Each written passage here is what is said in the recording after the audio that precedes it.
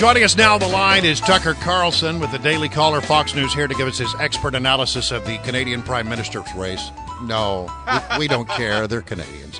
Hey, Tucker, good morning to you. Hey, good morning. His wife is the pretty woman in Canada, though. Yeah. So in that way, it's a victory for aesthetics. Yeah, there you go. Well, we're in favor of that, of course. Hey, listen, I want to start out. So we were just talking with our audience about Joe Biden and whether or not he's going to get in. And I thought maybe you might have some insight, some idea about whether he's serious, and if he gets in, how might he fare? Well, to me, it's like the Iraq War. I never thought that would happen, despite all the evidence. There were mounting signs that the Bush administration was going to invade Iraq, but I just thought that's just not going to happen. I actually lost money betting on it. I don't think Joe Biden's going to get in, but of course, there's every sign he is. So I guess he is. I like Joe Biden, like everybody in Washington. I like his personality. He's a hilarious guy, and he's got a really nice family. But I just have doubts that he can run against Hillary. I mean, look, if you're going to run against Hillary, you got to run against Hillary. Unlike Bernie Sanders, who really is a craven party hack posing as a revolutionary, who in the end doesn't want to upset the Hillary campaign, right?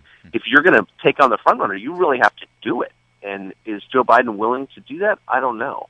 The one thing I would say is, if he were to get in the race, and the president were to throw his support to Biden, suggesting to the president's core voters they vote for Biden, Biden would get the nomination. Yeah.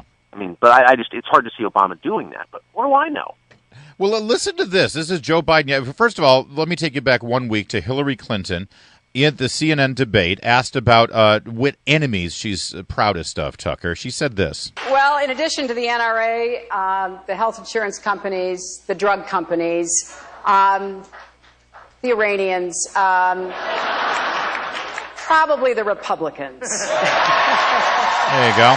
Well, they love that. All the forces of evil. Exactly. Exactly. Okay, so Biden yesterday at an event talking about climate change, he said this. I don't consider Republicans enemies. They're friends. Is this sort of, a hint that he is trying to, draw a comparison and distinction between the Hillary approach to things and what he might do if he were in the race? Well, I mean, here's a guy who spent close to 40 years in the Congress. I mean, Hillary spent, a term and a half. That's the difference. The guys actually had to deal with and make friends with people who disagree with him.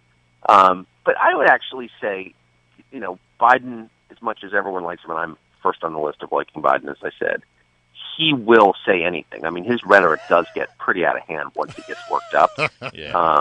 So the bipartisan thing will evaporate if he gets in, for sure. But will he attack Hillary? I don't know. Do you see that? Do you see him standing up and saying, this woman is totally false and transactional. She doesn't mean a word she says. I mean, that's the real attack against Hillary. Yeah. Well, I would suggest to you, and just think about this, Tucker, that the actual attack on Hillary began some time ago, because I think some of the stuff that's leaking out, I think I know where it's coming from. See, that is that's occurred to me. Brian, I'm not maybe quite as diabolical as you, but even I have thought of that. Is that true? I don't know. You're probably right. It is Washington. Well, I have heard that he's got a lot of friends still at the State Department. He's got a lot of friends throughout the government. Wow. And he may know a lot more about where this thing stands and where it's going. Well, but let's play this out for a second. If Hillary goes down because of the private email server that she set up, unsecured, and it turns out had top secret classified information on it, if she goes down for that, isn't it fair to say, well, what about the president? It happened on his watch. I mean, that you got to bring the White House into that question, and that hurts Biden in the long run. Yeah, no, that's totally true. But at that point, you'll have, sated the public's desire for justice in this case, and they'll move on. I mean, maybe Biden is. I mean, it's hard to believe this, but perhaps Biden is thinking, all right, I'll get in. I won't attack Hillary with any, real aggression, and if she blows up in the next 2 months, I'm just perfectly situated to take over. I don't think that's a winning strategy. I think when you get in, you got to get all in.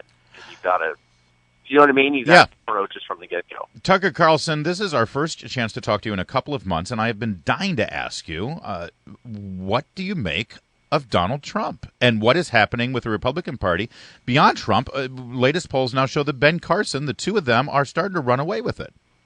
Yeah, why wouldn't they? They're telling the truth. I know everybody hates Trump, and I think Trump is pretty frivolous in a lot of ways and infuriating in other ways.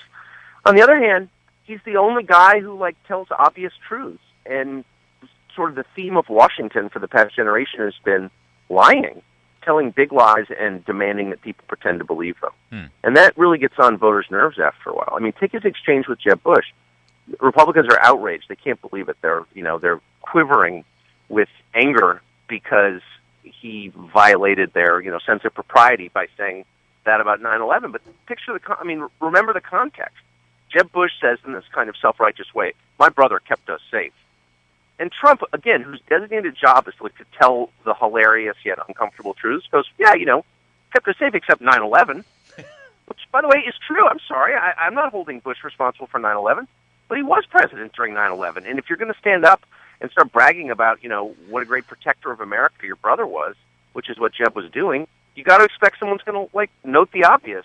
Other than that, Mrs. Lincoln, how was the play? That's a fair thing to say, I think. Well, I think Jeb's point was it was post 9/11. I don't think that he, so you but, to take out the 9/11 Yeah. Like saying, except for the time I got arrested, I have a clean record. I want to ask you about what's going to happen Thursday as Hillary Clinton testifies for the Benghazi Committee. Got any thoughts about how that's going to unfold?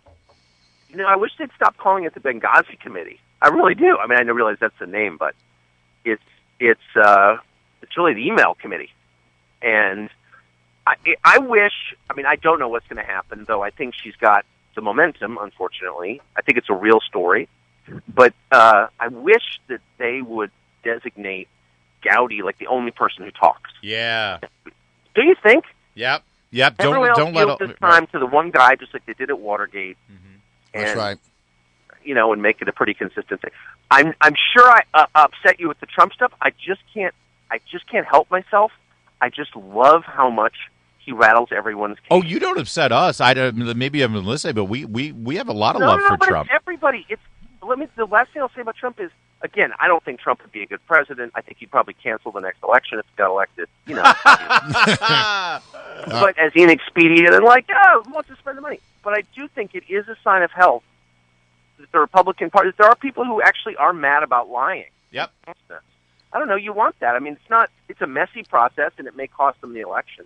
But it shows that there are people who actually, are virtuous in their expectations. They want Washington to be better than it is, and they should want that. And I think it says something that he went after. It was immigration that resonated. Right. And people have, especially Republican voters, are tired of being lied to about immigration. They are, but I also think I've always thought there is some latent bitterness about Bush. Republicans, they like Bush personally. Everyone likes Bush personally, but America wasn't better when he left office than it was when he started. They can't express it. They feel disloyal, and they've been forced by Republican elites to play along with a lot of charades that they find insulting, and now they no longer have to, and there's a sense of relief, I think. That's part of it. All right, we're going to have to leave it there, Tucker. It was, by the way, good to see you at Heather's wedding the other day. And it was so fun. Yeah, and I just want to say to you, after we had a conversation there, I'm going to register my drone with the FAA, and then I'll take you droning. I got in an Uber car from that wedding, and the driver had WMAL on, and I said, I was just with those guys, and I was telling her about the drone. She's in love with you. Oh, really? Yeah. Gee, there's one out there. Hey, give her Brian's number. It's 888-630-9625. All right, Tucker, thank you. Thanks, guys. See ya.